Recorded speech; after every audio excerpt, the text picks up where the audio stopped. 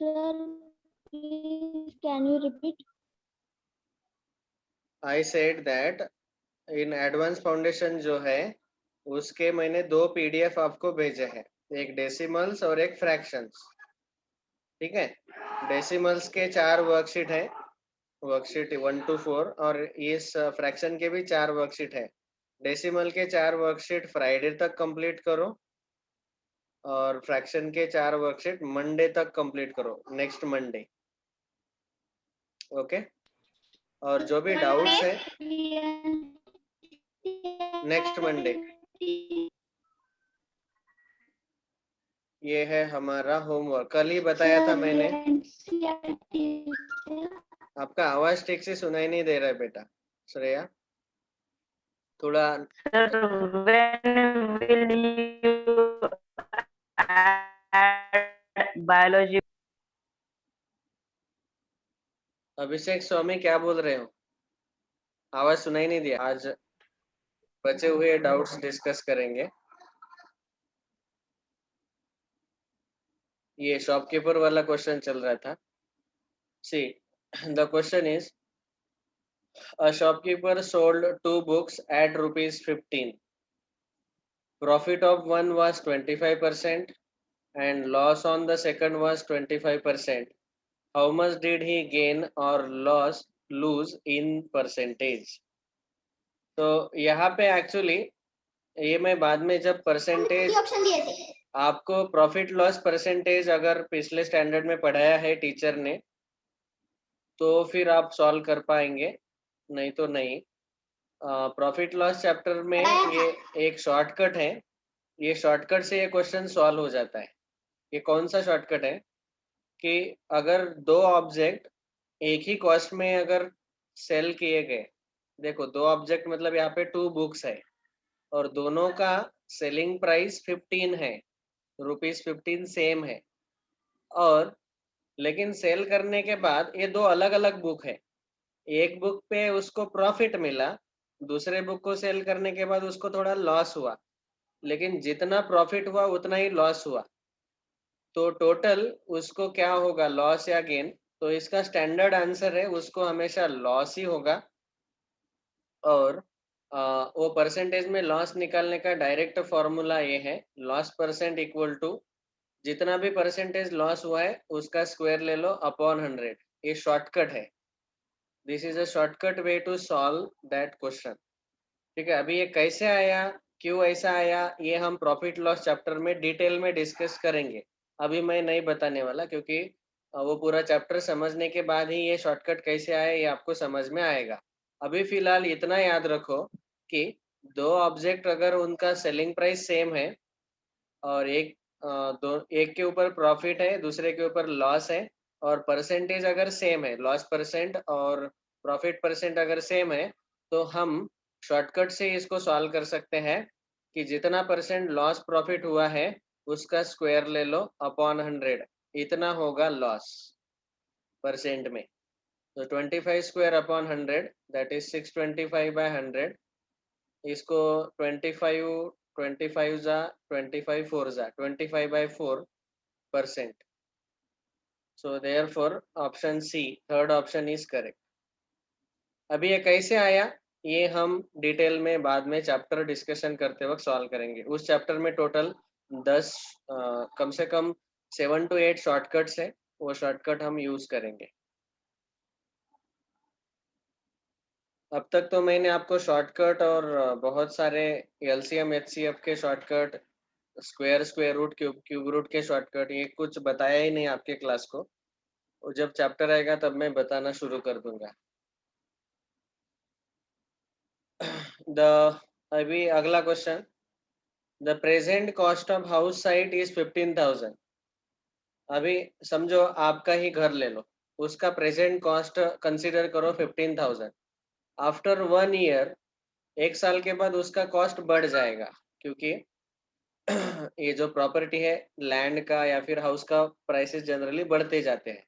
After 1 year it's cost increases by 10%। At the end of second year it's cost would go up 15% over the cost at the end of first year.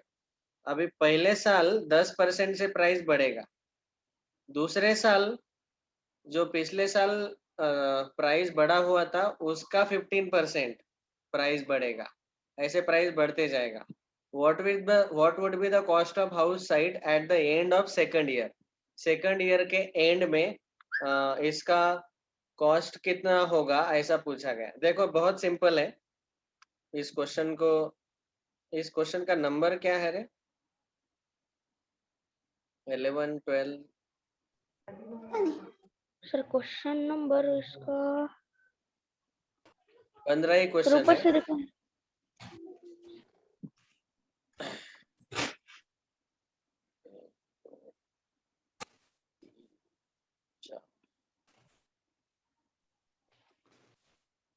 अच्छा, this is question number 11।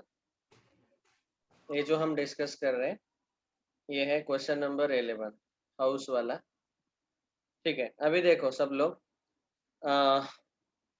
पहले तो today's price, today आज का घर का price है ₹15,000।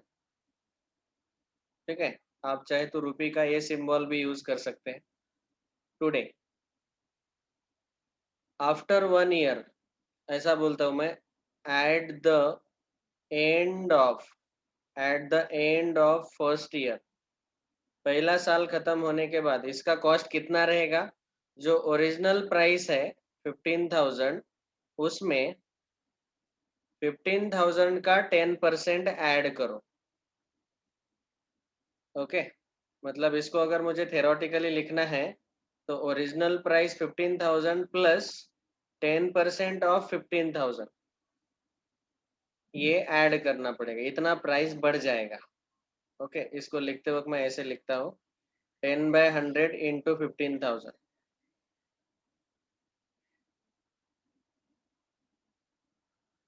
ठीक है, एक साल के बाद इतना प्राइस बढ़ जाएगा, 10% से बढ़ रहा है ना, वहां पे क्लियरली दिया हुआ था।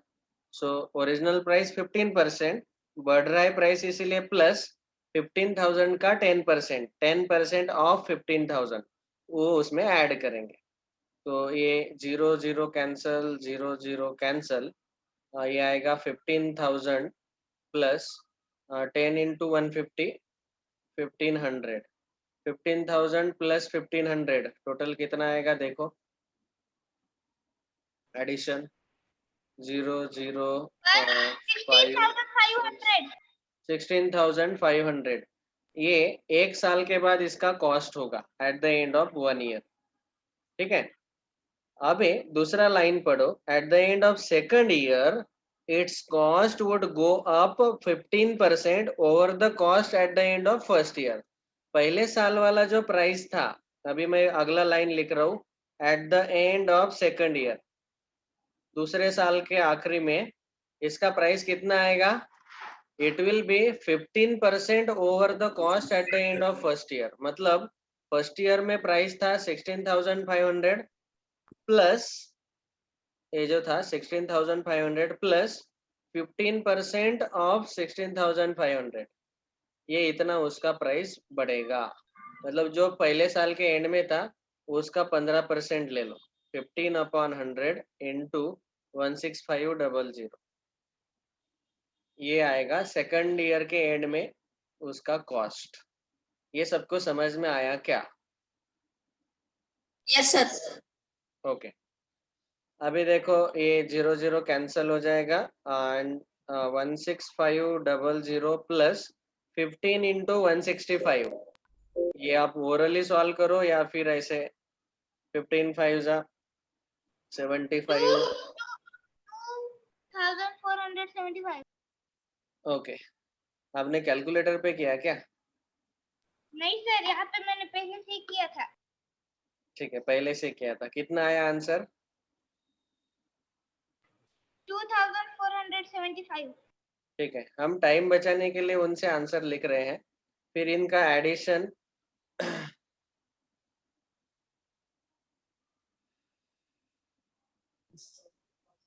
18975।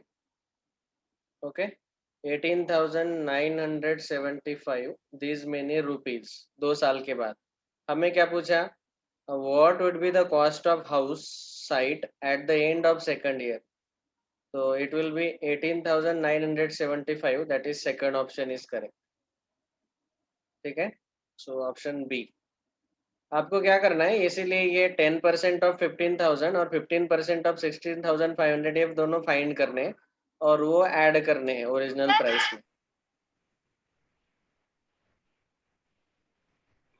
सर हम ऐसा नहीं कर सकते क्या कि 10% प्लस 15%, 10/100 प्लस 15/100 करके जितना परसेंट आएगा उसे. नो, ऐसा नहीं कर सकते क्योंकि यहाँ पे क्लियरली बोला गया कि 10% लेना है ओरिजिनल 15,000 का 10%.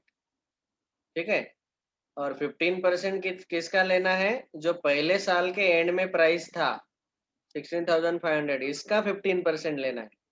तो 10% अलग नंबर का है, 15% अलग नंबर का है, तो आप दोनों एक साथ नहीं ले सकते. समझ में आया क्या? Yes sir. ठीक है, ये था question number 11. Next question number 12. ये तो बहुत आसान है, बच्चों जैसा क्वेश्चन है. Sum of the smallest 4-digit number and largest 3-digit number is. सबसे पहले 1999.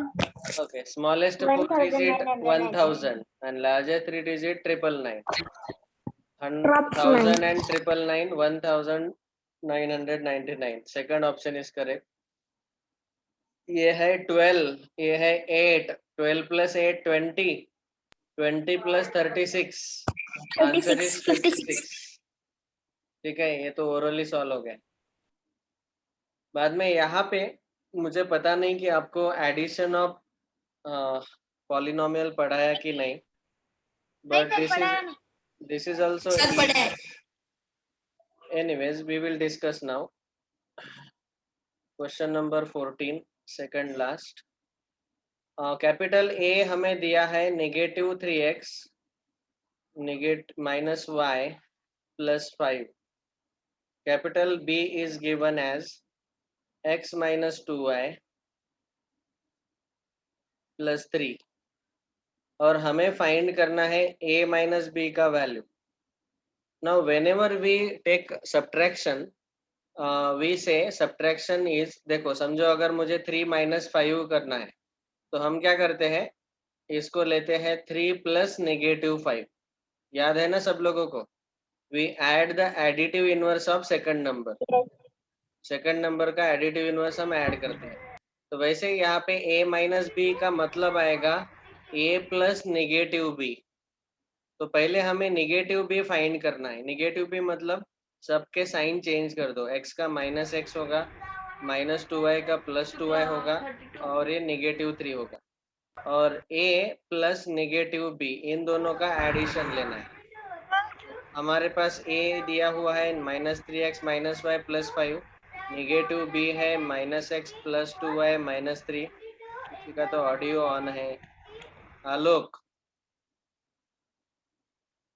इन दोनों का भी एडिशन लेना है. अभी when we add, we should add the like terms together. Like terms मतलब x वाले टर्म्स x के साथ ऐड करो, y वाले टर्म्स y के साथ और नंबर के साथ ऐड करो. They are called as like terms. अभी -3x - x it will be -4x, -y + 2y it will be +y, 1y. Okay, 2 - 1 यहाँ पे कुछ नहीं मतलब 1 रहता है, तो 2 - 1 + 1y एंड 5 - 3 + 2 एडिशन किया हमने. So the answer is -4x + y + 2. 1 हम लिखते नहीं, 1 लिखने का जरूरत नहीं है. -4x + y + 2, option number 3. Third option is correct. ठीक है. सर क्या आप इसका अलजेब्रिक इक्वेशंस जो चैप्टर है इसमें भी सिखाने वाले हो ये? Yes, we are going to discuss all these concepts, don't worry. Sir ये आपने एडवांस वाला डाला था Yes. क्वेश्चन. हाँ. Number of Sir, ये vertices of a cube. This is also very easy. Cube सबको पता है. Yes So sir. we know that a cube has total, समझो ये क्यूब है, ये जो पॉइंट्स हैं इनको हम बोलते हैं वर्टाइसेस. So 1 2 3 4 5 6 7. अरे 7 ही हो रहे, 8वां कहाँ चला गया? सर वो पीछे चलते हैं वहां से एक लाइन. हाँ, हाँ. यहाँ पे आएगा 8th वर्टेक्स. Yes. ठीक है. So there are 8 vertices to the cube. So we have completed discussion on scholarship test doubts. Scholarship के questions complete हो गए. Of course it was really tough paper, लेकिन अगले साल के स्कॉलरशिप में आपको अबव 90% आनी चाहिए, ऐसा हम आशा करते हैं. सर सारे सर ने बहुत ही मतलब सर बायोलॉजी के बोनस advance डाले थे. बायोलॉजी का बोनस नहीं मिला क्या आपको? अच्छा. Okay. Yes. Can anybody define what do you mean by data? The raw collection of observations is known as data. Okay. Data का डेफिनेशन इन्होंने ऐसा बताया, raw collection of observations is known as data or is called as data. ठीक है. What do you mean by observations?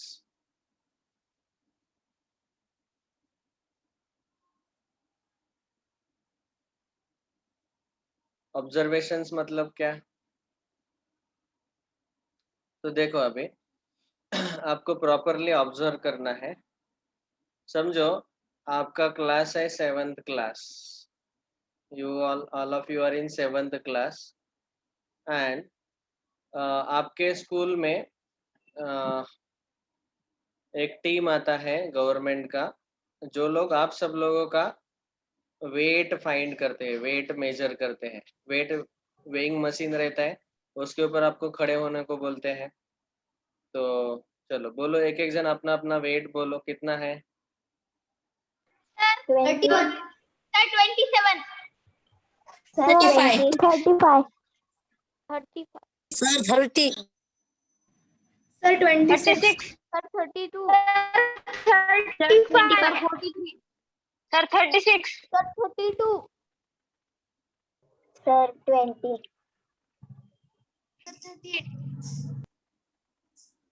Sir 20 ने 28. ठीक है. 20. Okay. So sir 2. ठीक है, ये हुआ वेट. अभी ये क्या है? This is a raw collection. Raw मतलब एकदम मराठी भाषेत या रॉला आपण म्हणतो, रॉ मीन्स कच्चा. कच्चा. हा, रॉ मीन्स कच्ची माहिती. मराठीत एकदम सिंपल मराठीमध्ये त्याला आपण म्हणतो कच्ची माहिती. अच्छी माहिती.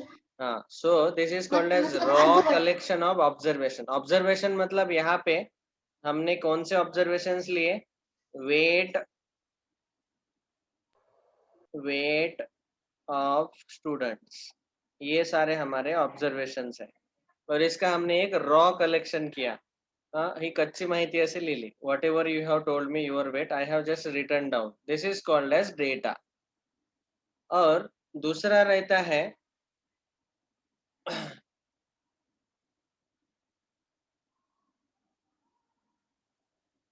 so raw collection of data, raw collection of observations is called as data.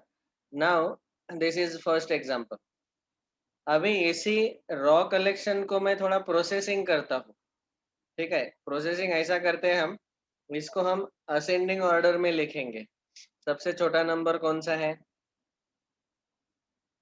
22. बाप रे, कितना कम वेट है रे, थोड़ा खाया पिया करो बेटा. सर मेरा 26. ये उसके बाद 27, 27. 28, 31. 30. 31. 30, 31, मेरा 1, 35. 35, 36 35 दो बार आया है, 36, सर 43 सर 42 है ना 42 38, 21 42 वाला व्यक्ति अपना वेट थोड़ा कम करो और 22 वाला व्यक्ति अपना वेट थोड़ा बढ़ाओ। सर 31 वाला सर 28 मैं 31 वाला अभी अगर मैंने आपको पूछा कि ये डेटा है, इसको हमने क्या किया, प्रोसेसिंग किया, इसको हम ऐसा भी बोल सकते हैं कि प्रोसेस्ड डेटा। प्रोसेस्ड डेटा, इसके ऊपर क्या प्रोसेसिंग किया, we have written all the numbers in ascending order. मैंने अभी आपको बोला कि अरे इसका वेट बहुत ही कम है, इसका वेट बहुत ही ज्यादा है। अभी आप ही बताओ कि आपके क्लास में एवरेज वेट कितना रहना चाहिए। सो 32 एवरेज फाइंड करने के लिए, सर 35 35 एवरेज फाइंड करने के लिए आप क्या करेंगे, इन सब का 35 नहीं एडिशन तो लेंगे, 39 इन सब का आप एडिशन लेंगे सर कितना आएगा और divided by total number of students. Average पता है ना, total number of observation upon total number of students. 1 2 sir 3 4 11 5 student है 6 7 8 9 10 11। अभी इसका कुछ तो आप एवरेज निकालेंगे, कोई एक जन एडिशन 31 करके मुझे एवरेज बोलो। 31 सर 31 आता है मिडिल वाला नहीं, मिडल वाला एवरेज आएगा इसका गारंटी नहीं है, यहाँ पे आपको एडिशन करके डिवीजन लेना पड़ेगा। सर मेरा 31 है मतलब मेरा एवरेज है हाँ, तो इस डेटा को हमने प्रोसेस करने के बाद एवरेज वेट हम निकाल रहे हैं, इन सब का एडिशन डिवाइडेड बाय 11, जो भी आंसर आएगा वो हमारा रहेगा एवरेज वेट। ठीक है, तो हमने क्या किया, सबसे पहले एक ऑब्जर्वेशन किया कि सबके वेट्स हमने लिख लिए, देन उन वेट के ऊपर, उस डेटा के ऊपर प्रोसेसिंग किया, उसको असेंडिंग ऑर्डर में लिखा, ये एक पहला प्रोसेसिंग। दूसरा प्रोसेसिंग उसका एवरेज फाइंड आउट किया, ऐसे। सर सो क्या sir this is called as data handling. आपके पास कुछ डेटा रहेगा, रॉ कलेक्शन रहेगा, उसको आपको हैंडल करना है और उसके ऊपर अलग अलग रिसर्च करना है। तो सब समझो, मैंने बोला कि 7th स्टैंडर्ड में इतने स्टूडेंट्स है, इनका वेट का एवरेज वेट निकालो, तो आपको क्या करना पड़ेगा, इन सब का एडिशन आया 350 अपॉन 11, 350 अपॉन 11 31.81। 0.81 हाँ, ये आया एवरेज वेट। ये लगभग आप इसको 32 भी बोल सकते हैं, राउंड ऑफ, लेकिन हमें राउंड ऑफ नहीं, एग्जैक्ट आंसर चाहिए। 31.81 ये आया हमारा एवरेज वेट क्लास का। मतलब क्या है कि अभी यहाँ पे हमें समझ में आया कि क्लास 7 के स्टूडेंट का एवरेज वेट इतना रहना चाहिए, तो उसका हालत ठीक है। ओके, इससे कम रहेगा, ज्यादा रहेगा, इसका मतलब उसका हालत अच्छा नहीं है, ऐसे। सो डेटा से हमें क्या पता चलता है कि we can derive certain observations, एक सर्वे कर सकते हैं हम। ओके, ये एक चीज बताया मैंने। वैसे ही समझो मैं परभरी में आया और परभरी में मैं 2-4 स्कूल में गया, एक गया स्कॉटिश में, एक गया ओएसिस में, एक गया स्विस में, प्रिंस में गया, फिर केंद्रीय विद्यालय में गया, और मैंने वहां पे सबको पूछा कि मैथ, फिजिक्स, केमिस्ट्री और बायो, इन चारों सब्जेक्ट में गांधी विद्यालय,